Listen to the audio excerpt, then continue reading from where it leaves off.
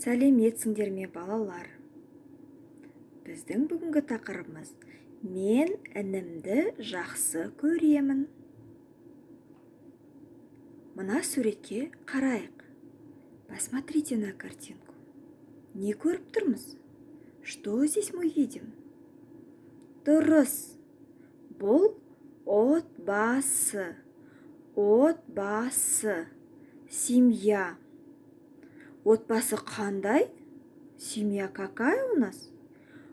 Правильно. Үлкен. Үлкен. Большая семья.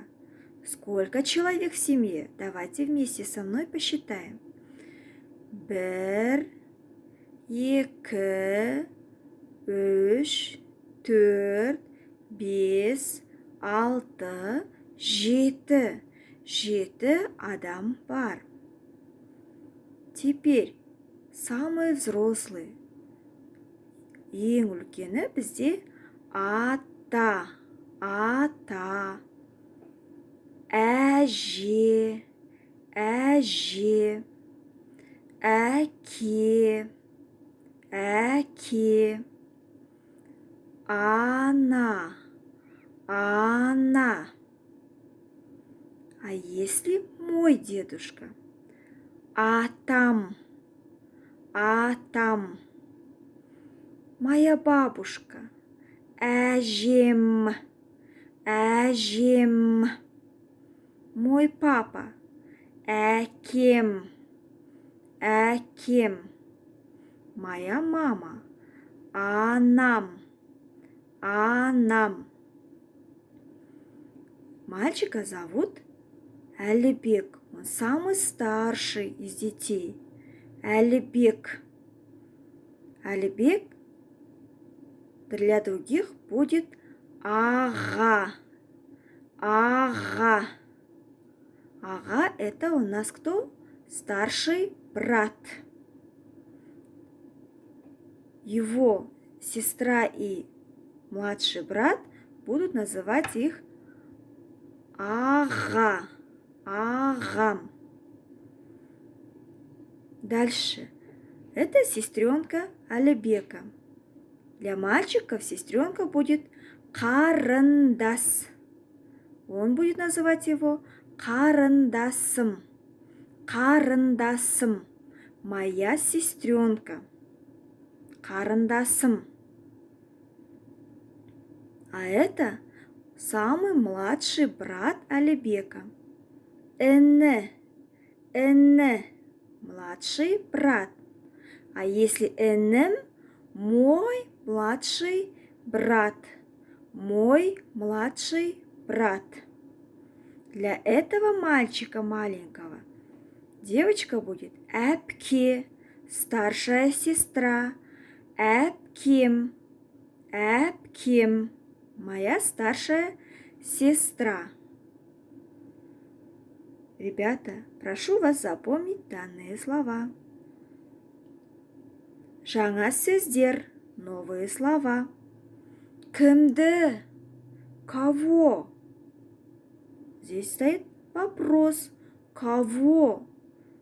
Інімді. Младшего брата.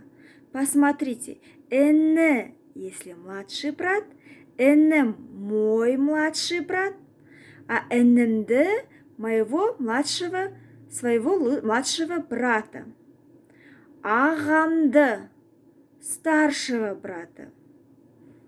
Әпкемді, старшую сестру. Қарындасымды, младшую сестру. Сіңілімді, сіңілімді, младшую сестру. Посмотрите, қарындасымды. Здесь говорит мальчик. Младшую сестру. Сіңілімді. А здесь говорит девочка.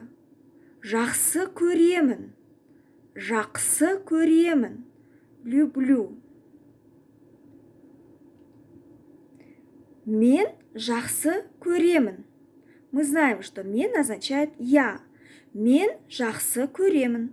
Я люблю. Сен жақсы көресің. Сен, ты любишь. Ол жақсы көреді. Он любит. Теперь добавим новое слово. Мен інімді жақсы көремін. Было только что мен жақсы көремін, я люблю. Теперь кого я люблю? Інімді. Я люблю своего младшего брата. Мен қарындасымды жақсы көремін.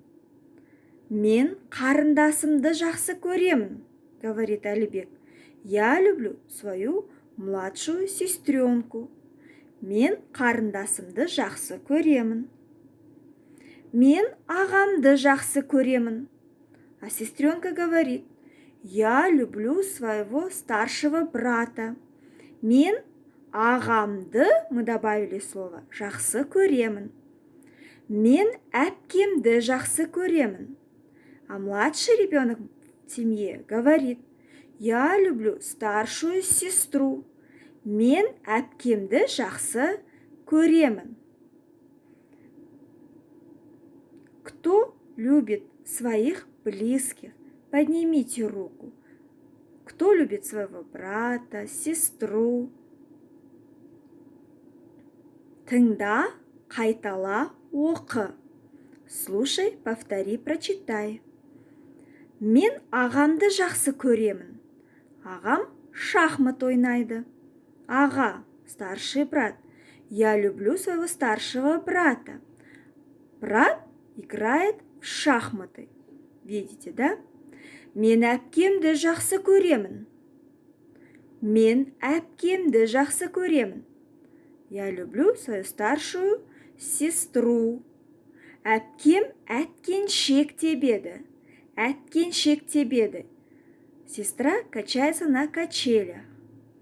Мен інімді жақсы көремін. Я люблю младшего брата.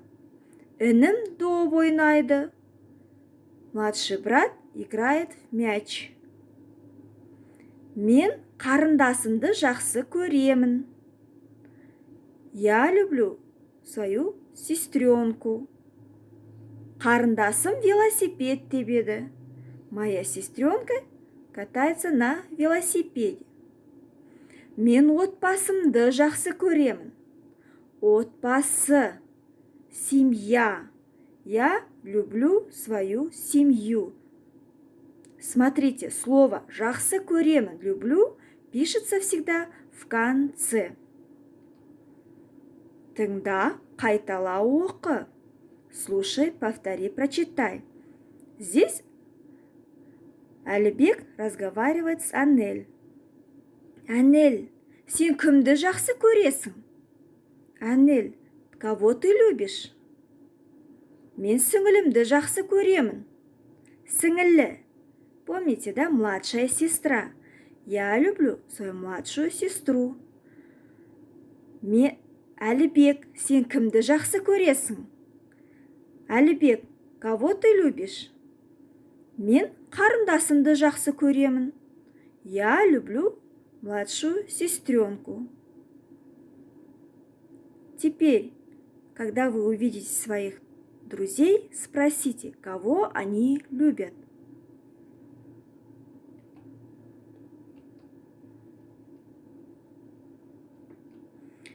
Теперь, ребята, пришло время письменной работы. Пишите число, қазанның 6-сы, жазбаша жұмыс, үлгі бойынша 5 сөйлем құрастырып жаз. Напиши 5 предложений по образцу. Мен анамды жақсы көремін. Анамды. Кого? Конечно же, маму. Я люблю свою маму. Вы должны написать 5 предложений. Это находится упражнение у вас на 50-й странице, 3-е упражнение. Желаю вам удачи. Сабақ аяқталды, сау болыңдар. Урок закончился. До свидания.